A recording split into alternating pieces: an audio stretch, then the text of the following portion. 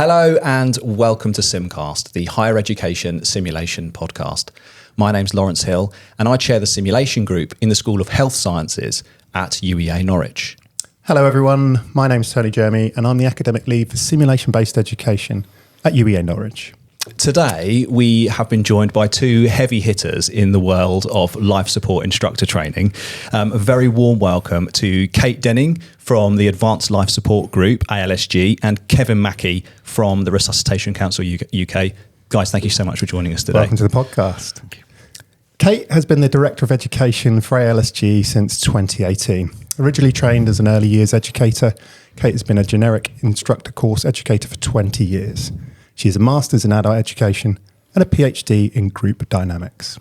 Kevin is the Head of Education for the Resuscitation Council UK.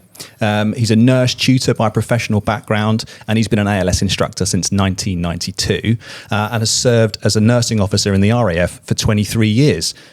He's been the lead educator for the Resuscitation Council since 2013. Kate and Kevin, a warm welcome to you both. Thank you. I think it's a little bit of an understatement to say we're quite excited to have you both here today. Yeah. But Tony and I are quite giddy about this one today. It is fantastic to have two, as I said, giants really of resuscitation instruction, and we're delighted to have you here. So thank you for coming. If you enjoyed the episode, please give us a like. Equally so, if you didn't like the episode, give us a dislike, but let us know in the comments why, because we're always keen to improve. To keep up to date with all things Sim, subscribe to the channel, and SimCast is also available on all popular streaming platforms. So, in this episode, we are going to be discussing the new Generic Instructor Course, which you guys have been working on for some considerable time. And I think it would be really nice as well just to hear a bit more about both of you. But before we go too much further, many of the audience will know what the Generic Instructor Course is. The GIC. How many times are you going to do that in this episode? I don't know, too many. So many people have heard of what the GIC is, but lots won't have. So could you perhaps let us know what the GIC is? Yeah, Kevin. Yeah, so if we go back in history, when Advanced Life Support first started, that we had a means of training our instructors, which was an ALS instructor course. ALSG had an APLS instructor course, but they had many of the same sort of characteristics.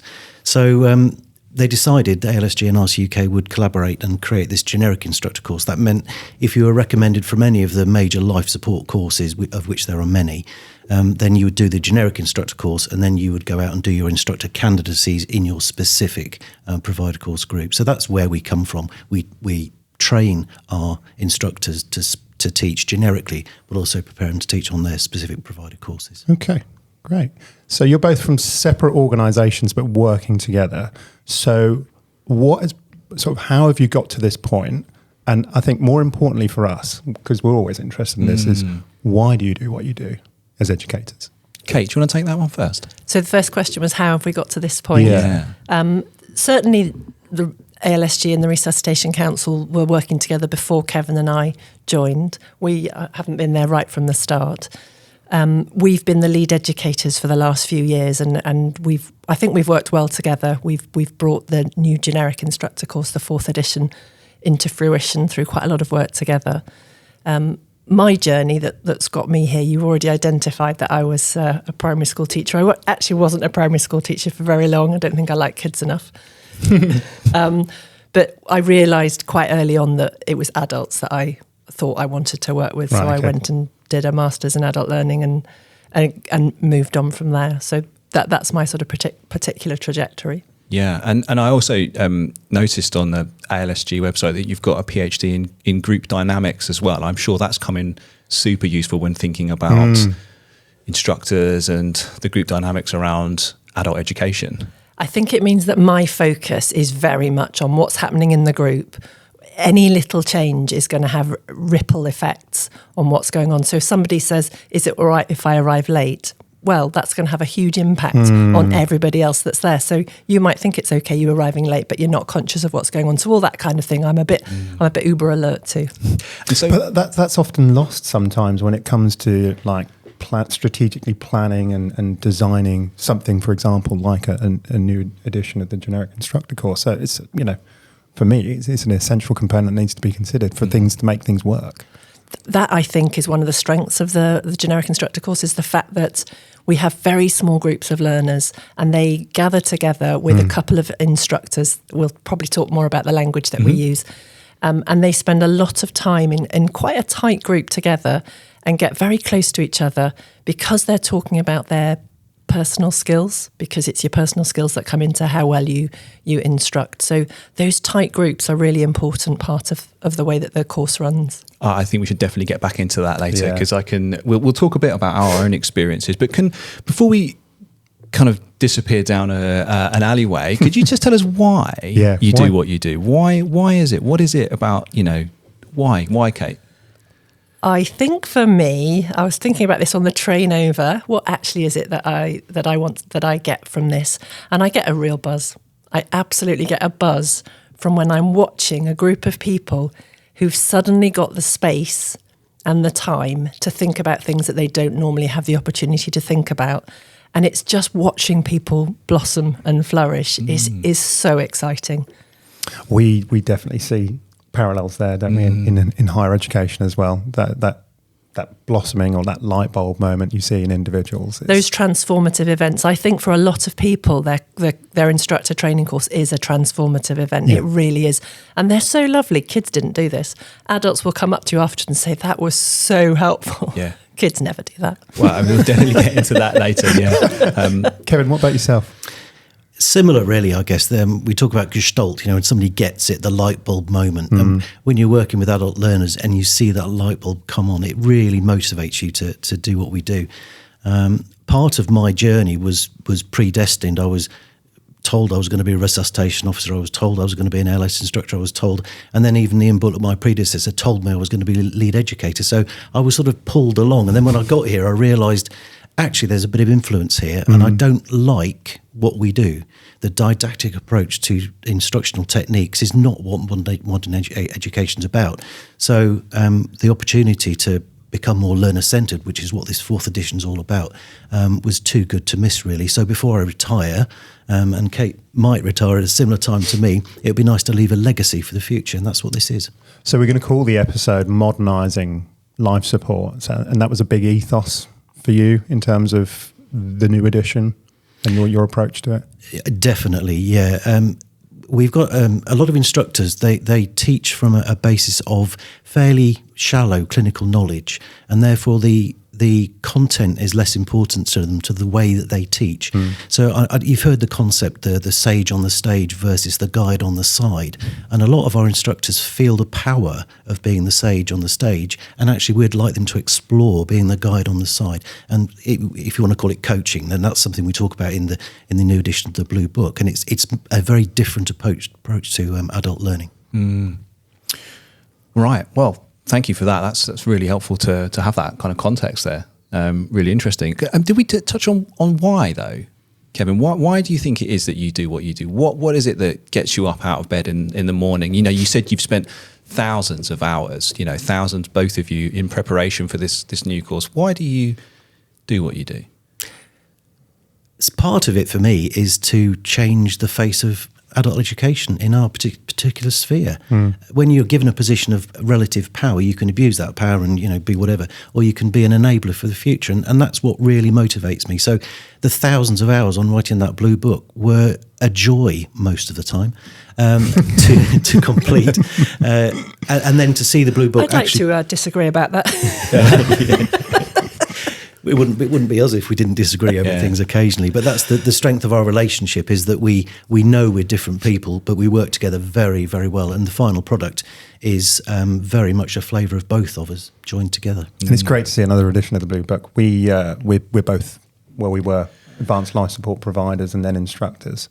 And we're big advocates of the Blue Book in its previous editions. So. Yeah, and the Generic Instructor Course. You're talking about the GIC being a transformative learning experience, and it being a profound shared group experience. I definitely felt that. I definitely felt that, and after 2 days in kind of close quarters with people, sharing vulnerability, sharing successes. There was actually a moment, and I toyed whether to say this, but at the end we were all men in this group, and at the end one of the guys just looked round at the group, and we're all a bit tired because you are at the end, and he just said, "It's like the weirdest stag do ever." But it had that, it felt transformative, it felt profound, and so before I did my GIC, I'd done a year doing a PG cert in education.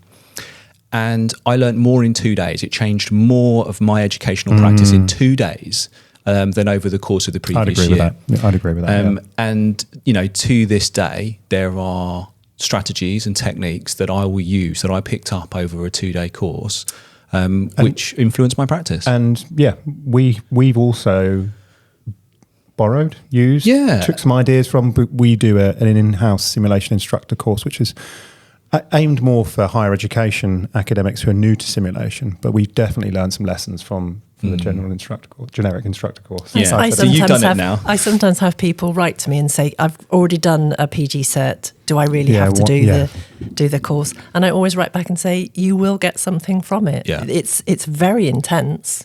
Those 2 days, you're doing so much practice and getting so much feedback and giving so much feedback. Yes, still do it. I would totally agree with that. I mean, I think it's probably one of the most influential courses that I've done, particularly over a 2-day period. It's just unbelievable what you can do in those 2 days. It's almost a shame, isn't it, that it's life support which brings it in, and it's not kind of wider for other. Because there's so many more educational benefits for people who don't do life support, for example. But can you see why that's so lovely for us as educators? What you've just described, that transformative experience that you both went through, and we're facilitating that. I mean, what an absolute joy and pleasure that is for us. And I think I'm speaking for all the educators when I say that. And so, who are they? Could you tell? Not necessarily by name, but what is this? Who is this group that you're talking about? Okay, so there are 14 UK educators at the moment. We've got a couple of ERC, European Resuscitation Council educators, who are working with us as well. So we select these people, we interview them for the role, and Kate and I and the representatives of ALSG and RC UK interview people for the role. You have to have at least a postgraduate diploma in education, some clinical background, although that's not essential. But the audience we advertise to is usually people who are in a university teaching environment. And then we interview people, and the interview is quite a tough interview, isn't it, Kate? Quite robust, yeah. It's quite robust, and the people who get through that system are usually pretty good. And we interviewed a few people last year, and we appointed 4 new educators. So there's 14 of us now, mostly nurses by background, a couple of paramedics by background, 1 ODP, and we've got 4 consultants, 1 overseas and 3 in the UK. And they've all got, an interest in life support education, qualifications in higher education, and a desire to make a difference. And then there's me. And then there's you. So I'm the only one who's not come from a clinical background, which I maintain is not a bad thing. No, not I think I bring something different to the group. I always see things from a slightly different angle. I tend not to go down the clinical rabbit holes. Obviously, there's times when it's a bit challenging. My understanding is a little bit less of the content. But our course isn't about the content. Our course is about being a good educator. So I think it's quite helpful to the group that I'm bringing a slightly different perspective. Can I also, Kate has always said that being an educator is not just being a really good instructor. It's something different. You're blending the educational theories with the group dynamics, with the learning theories. It's all blended together, but it's not just being a good ALS instructor, for example. It's something very different. I would agree entirely. I think being so you're talking about an educator with a kind of a big E, but I think being an educator, as a sort of a vocation is actually a way of being. It isn't just about the learning outcomes. It's about holding the group. It's about the intersubjective space between learners and educators and the material, and making that kind of sing as an experience. So I completely concur with that. Yeah, I agree. It's performance, it's direction, isn't it? It's holding a space. It's a way of being, I think. And actually, talking of philosophy. I've read the faculty guide for the new GIC. It appears to me that one of the major shifts is in the course philosophy. Do you think that's fair to say, Kate? That's an intentional shift that's come about as a result of a lot of pretty robust conversations that Kevin and I have had over the last 18 months or so. It has been an interesting and I think in some ways a challenging process, is thinking we knew that the course was no longer quite doing what we needed it to do. So we knew a big change was needed. And for both of us, the place that we got to was we just need to be much more respectful of where the learners are coming from and less hierarchical about the way in which we're teaching. So you use the phrase being more learner-centred, which I think is a really nice phrase, and I tend to talk about being more respectful. We're talking very much about the same thing, but using our different language for it. And so one of the things that being more respectful means is that if a learner arrives already knowing something, you don't then teach them that. You listen to the fact that they've already got some knowledge, they've already got some skills, and you use that, and you get them to give much more input to the group. It's harder for instructors to work in that way because you've got to be more flexible. And I think we'd probably both agree that some of our instructors prefer things to be a little bit more rigid, and that's going to be one of the challenges that we will support people with. Yeah. We'll come into our insecurities later. Yeah, but we talked before the recording how the GIC and also life support and resuscitation training is almost franchised, isn't it? Because it's replicated in so many different provider organisations across the country, and it has to reach a certain standard. And by being quite rigid, you can do that. So it must be, I think to that's take also a slightly different approach for the benefit of the learner.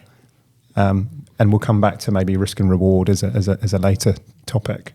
So I would say that one of the things about the GIC, as we're calling it, the Generic Instructor Course, one of its real strengths is there is always an educator, and as we've just said, there's 14 of us on the course, whereas the provider courses, the ALS, the APLS, the major incident courses, don't have an educator on them. So we are always there to try and lift the standard of what it is that's going on and to quality assure it. Yeah. So it is an incredibly robust model. The course is across the world, it's used across the world, and it's always good.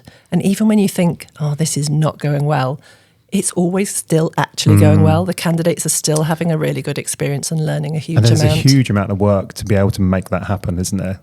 Something that looks good in theory, but actually perhaps when you do it isn't for whatever reason. But to continuously replicate it and get it to a good standard, there's a huge amount of work that goes into that. Well, I would say we haven't tampered with that aspect of the course at all. We've kept that you have your small groups, you have 2 instructors with that group, you do your practice, you get your feedback in a safe space, all of that. We've kept all of that. We've just put some changes in to make it more focused on the individual learners and accommodating to their needs. Okay. So I guess it's a nice sort of segue into maybe looking at some of those changes. Unless you wanted to comment on something else there, Kevin, before we do. Yeah, well, it probably links to what you're saying, but one of the observations that we've had over the years is that when the GIC first rolled out, over 2 decades ago, it was obvious that there was role play done by the instructors with a specific aim to undermine, it appeared to me, the performance of the trainee instructor. And so one of the things we wanted to do was to challenge that behaviour and say, in order for somebody to teach you, you've got to do something that's coachable. So you might do something wrong if you're acting in the role of candidate for somebody on a GIC as a GIC candidate. But don't do it in being a stroppy consultant or doing something behavioural, which there's no rules to manage. You've got to just do things nicely, be nice to people. And I often use the analogy that when you learn to drive, road rage is a factor, but during your driving test, the examiner doesn't give you an example of road rage and see how you do with that. Yeah. So taking the variables out and keeping it very learner-centred, that's where it all came from for me. Okay. Okay. So the quality needed to remain, but there was a need for some change for the benefit of the learner, making it more learner-centric. And that's underpinned by a philosophical shift to make it more learner-centric and more kind of coaching orientated and more authentic and less confusing with this role play. but also there's been some kind of quite material changes to methods and details in the course as well. So talk to us a little bit about those. Yeah, and why you've implemented them. Do you want to start off, Kevin? Yeah, if we start with the obvious one, the elephant in the room for many of the people listening to this podcast or watching this podcast is skills teaching. The 4-stage approach, which is fine. If you read the literature, there's loads of literature across the world describing 2, 3, 4 and 5-stage approaches to teaching skills. And they all prove to be okay. Mm-hmm.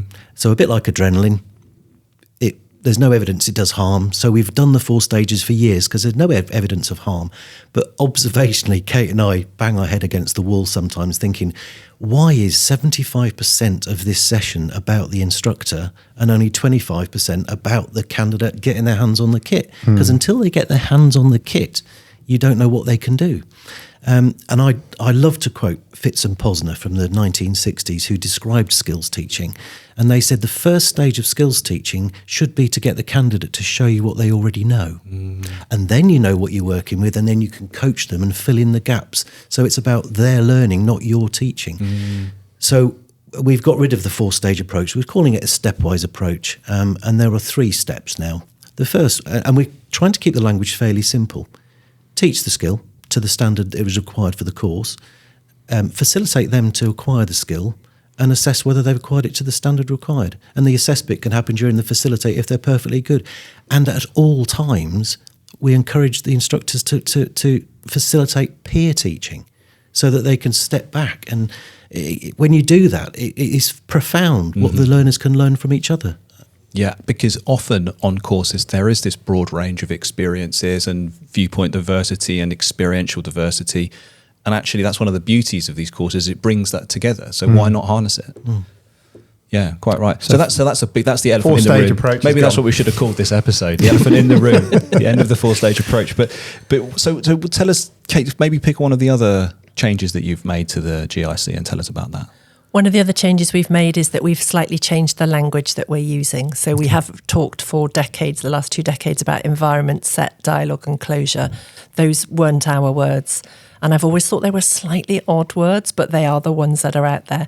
So when we had the opportunity to think, well, what do we want this to call those different phases of a learning and experience, we decided that prepare was the word we wanted to use for the first part rather than environment. And what that means is that you have actually got to prepare. So we really hope that this will encourage people to think before they come about what they're Rather doing. than you step into the environment and go, yeah, it's okay. This is an environment. Yeah. So prepare. Prepare the place that you're in, prepare the materials, prepare what you're going to talk about, know everything that you're going to be doing. Prepare open, so that's the same as used to be set. So that's just the beginning part of it, and you give your learning outcomes, you introduce yourself, you might get them to introduce themselves. And then rather than dialogue, we now talk about facilitate, because we really want to encourage this idea that it's about facilitation, and then close as the final section, which is much the same. Questions, response, animation. Much less ambiguous in terms of a set of words. So I remember being on, when I was on the GIC, having to get that program myself, that set dialogue closure. Whereas this seems more natural, like you say, less ambiguous. I did actually have a little look. So set as a word, I looked up in so set is renowned in the English language, isn't it? It's got something like approximately 50 meanings as a noun and about 190 as a verb. So it's no wonder that there's some ambiguity around what we mean by set. And prepare, I think, is good too, because quite often these are people that are doing a GIC, and then the next time they do teaching, it's going to be possibly teaching material for the first time. So prepare is also about prepare yourself and prepare yourself mentally for what you're about to do. I think we've both experienced people turning up on a course not having done the preparation that they need to do. So throwing that word out at them hopefully will make them a little bit more likely to do it. And they're action orientated. Yes, so that was deliberate. They're all action orientated verbs. And I suppose that makes it easier as well for the assessment of new instructors.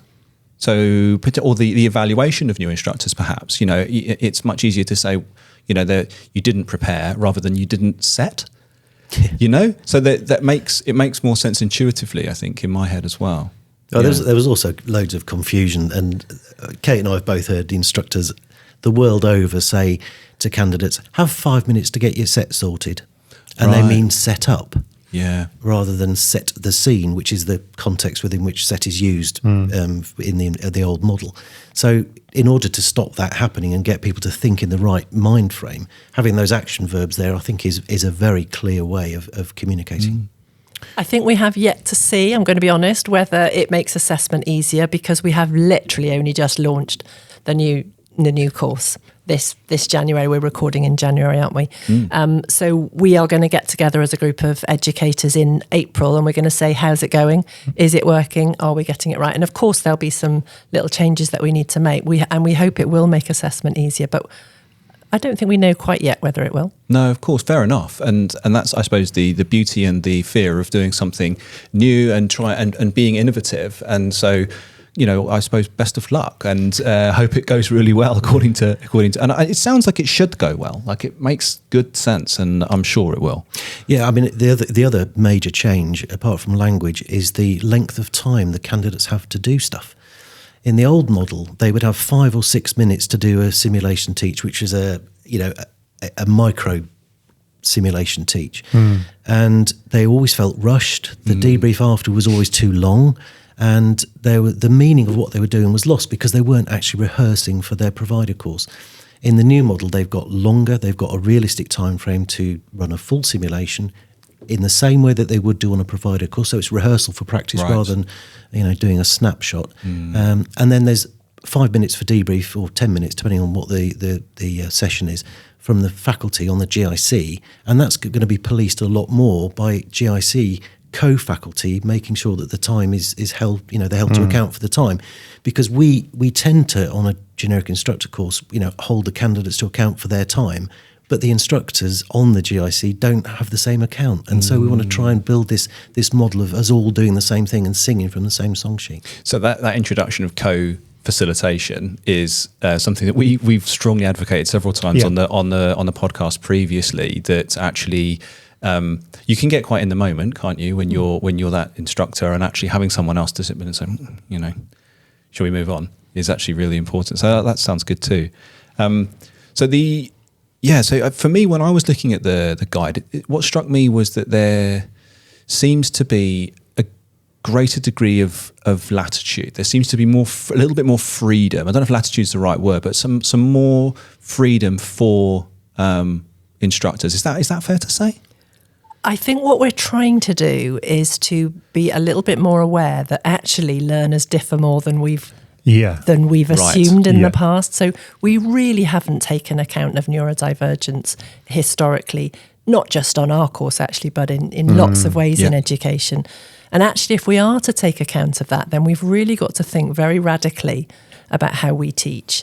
Quite a high percentage of people who are coming on our courses are going to need the material presented to them in a very slightly different way. But I don't know what that way is. So I need to find out from those people, from that particular candidate, what's going to be best for you. And you need to be honest and let us know, and so on.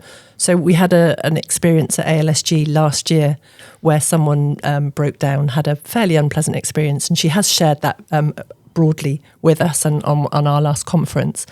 And one of the things that she said was she needed for people to know that she had ADHD. I hope she'll forgive me for sharing her story. And just the way in which she needed to be treated. So when she got upset and when she was crying, she said, I wasn't crying because because I'd been hurt, because I was sad, because I was struggling with it. I was crying because I was emotionally overloaded. I was sensorily overloaded, and that's a very different thing. But of course, the instant response was she's upset. So we've got to be able to think much more broadly about that. So that's really where we're coming from when we're thinking about a little bit more latitude, a little bit more flexibility, because it's very easy to say, oh, that person didn't do this right. Well, they didn't do that in the way that I would have done it, but that doesn't mean that they didn't do it right. Gotcha. So it's more about a more inclusive, a more learner-centric. Again, it's back to that underpinning philosophical shift in the course foundations. I think it's quite hard though, because a little part of us wants to make mini-me's. It's only natural, right? It is only natural, and we look to people that are like us, but it's so important that we don't do that, and that we accept that lots of different ways of doing things are really lovely ways of doing things. They're just not the way I would have done them. Yeah.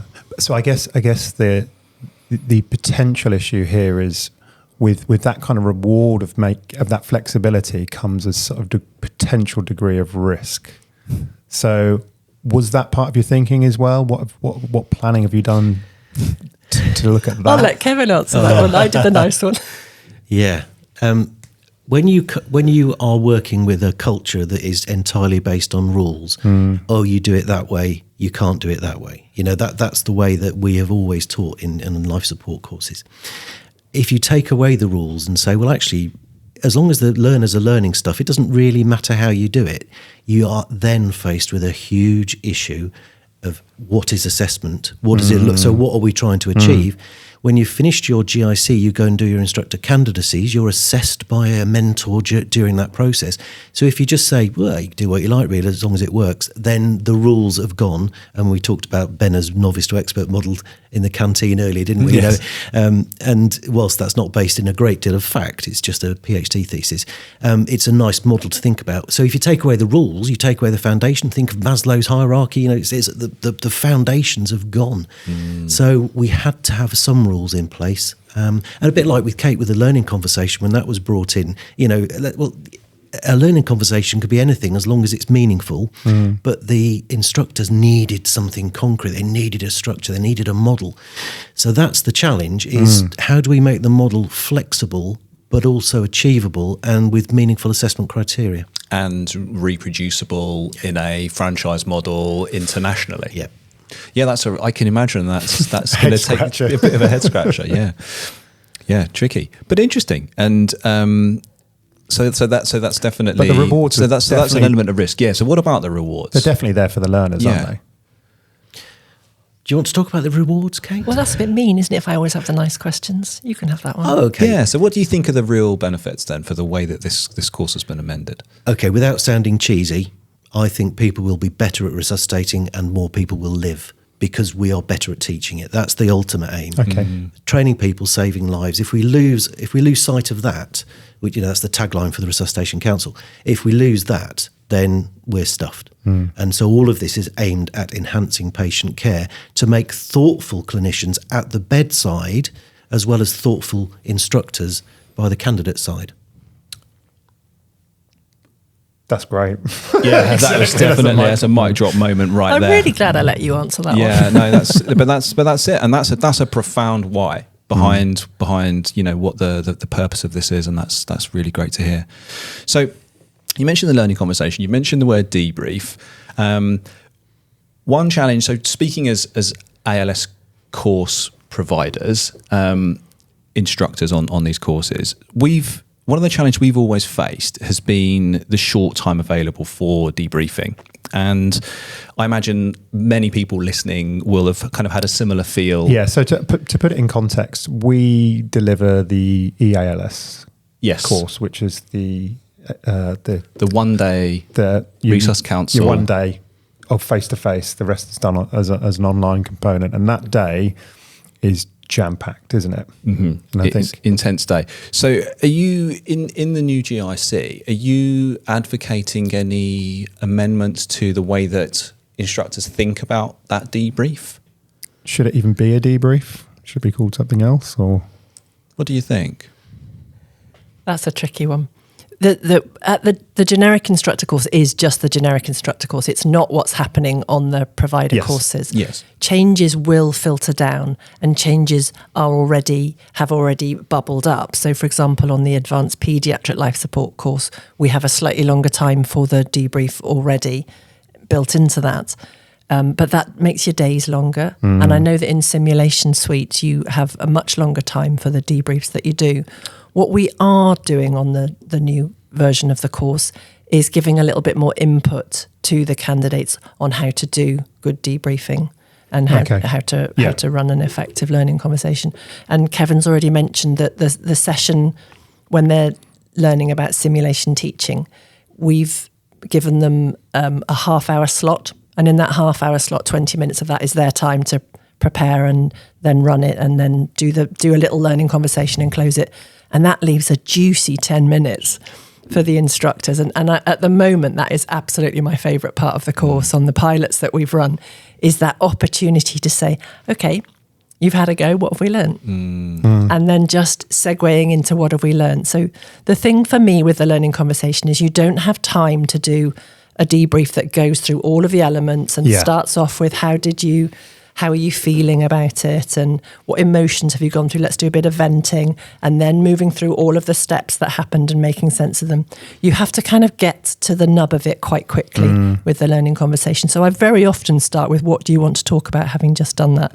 Let's go straight to the point that we need to make. So that's how we run a good learning conversation, is we get there fairly quickly. We explore what it is that they want to explore.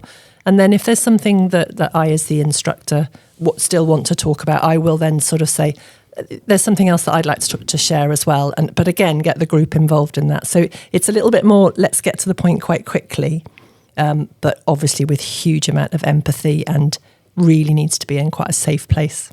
Yeah. Getting quite challenging to do, isn't it? But we were talking earlier, weren't we, that on these long days, if you're going through different cardiac arrest scenarios, you've done 7 or 8 during the day, that 7th or 8th one, people are starting to flag. It's a tiring long day, and the quality of that input can sometimes be compromised. So you definitely have to be accountable for timeframes and things like that. So it sounds certainly like a model where you try and get the best out of both. I also think, and you probably do this already yourselves, is that with the first one that you do, you can see lots of mistakes. You don't necessarily pick up on all of those because that can come later. So let's just focus on something that we can talk about that collectively as a group is going to make a difference to the way that the whole group are doing this. So I like the debriefs to really be quite about the group and about the learning that's happening about simulation teaching, rather than about that individual and very specific things that they've done. So how can we collectively get better at this? Yeah, I love that. By the way, thank you. I've just noted down 2 little phrases there, because what you just said, so what did you learn and what do you want to talk about, for me sound like optimal ways of opening a debrief in future. So I've just made a note of them. You're welcome. Thank you very much.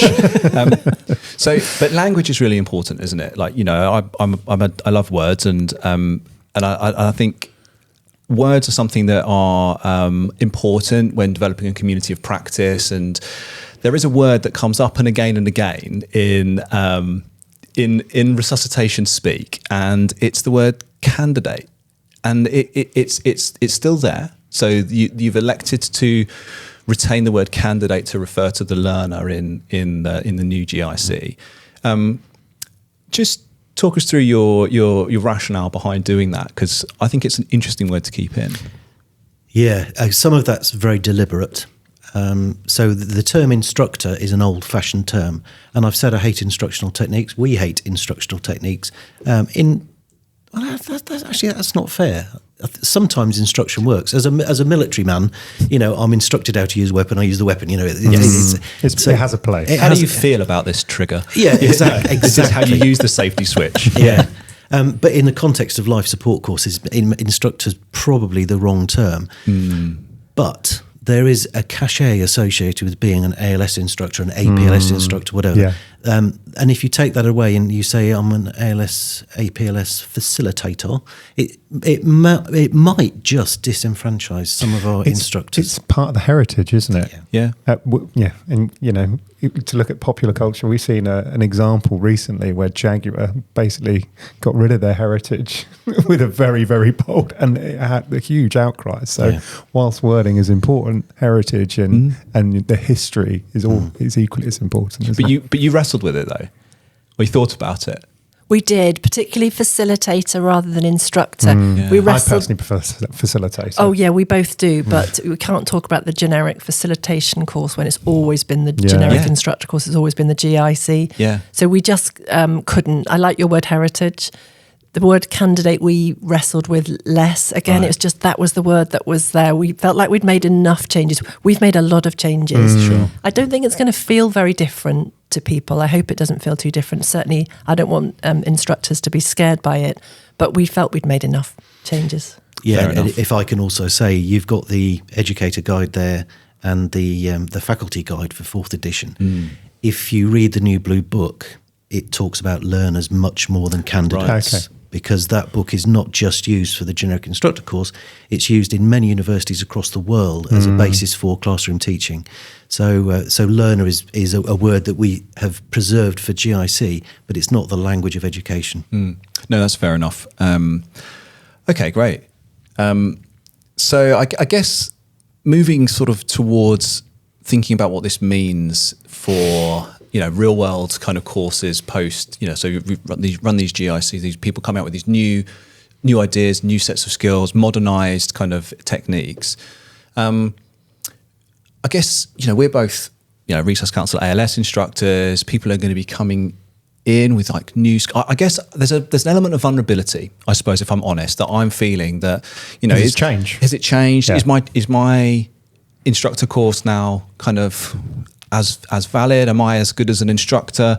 What would you say to allay my concerns, or any other qualified instructor? What would you say to allay their concerns about the credibility of their instructor because potential? it has an effect on instructors, but also providers, doesn't it? Learners, candidates, whoever going to be. Yeah.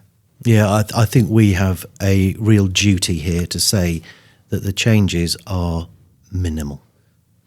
Being learner-centred is what most instructors would do intuitively, and there's a risk there when you strip away some of the rules. Like we talked about the 4-stage approach. What's replaced it? Tell me what's replaced it. Well, it's something very simple that you do anyway. And if I can share a personal story, I was teaching on a provider course recently with a very experienced instructor who knew me very well, and he said, "Kev, can I do the airway station in the new way of skills teaching, because you're here, and get some feedback?" I said, "Well, yeah, because the candidates didn't know any better, and you're not doing it right or wrong, you're just teaching, and he did it, and it was a brilliant session, and 90% of the time the candidates were exploring the airway devices, and they were asking questions of the instructor, and there was a real discovery happening. And when I debriefed the instructor afterwards, I said, how did it feel doing it the new way? He went, "Oh, thank heavens for that." And, he said it was a liberating experience because the pressure was taken off him. So I talk about, Charles Handy's work on performance pressure.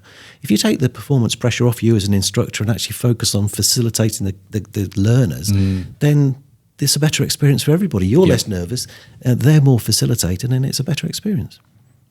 So the changes are to enhance the learning more than anything else, aren't they? Yes. Right. Oh, that's fascinating. So I guess it's possibly then just that uncertainty, isn't it? It's just that until there's been some time for these courses to run and to become kind of ingrained in the community of practice, there's going to be some residual concerns, and I like a bit of change. Yeah. I do like a bit of change. And I'm an early adopter by definition, I think, with most things. So, but also you did mention your vulnerabilities, and I'm kind of grateful to you for using that word. And I think that we just need to hang on to that. Some people will just open arms adopt it, and some people will feel quite fragile, and we've got to keep on being aware of that. So that's a good reminder. So you said the first course, which is using the new approach, is going out in January. At the time of recording, there'll be a period of review in about March, April time. We'll get together as a group of educators. I hope we're not going to make any major changes. That's too difficult for instructors to keep on changing things. If anything, it'll just be very small little shifts that we'll make. Yeah, but there's also a knock-on to that. And you mentioned earlier that the root of this question was how are we going to prepare our provider course instructors to cope with the new model of people coming through. Thank you.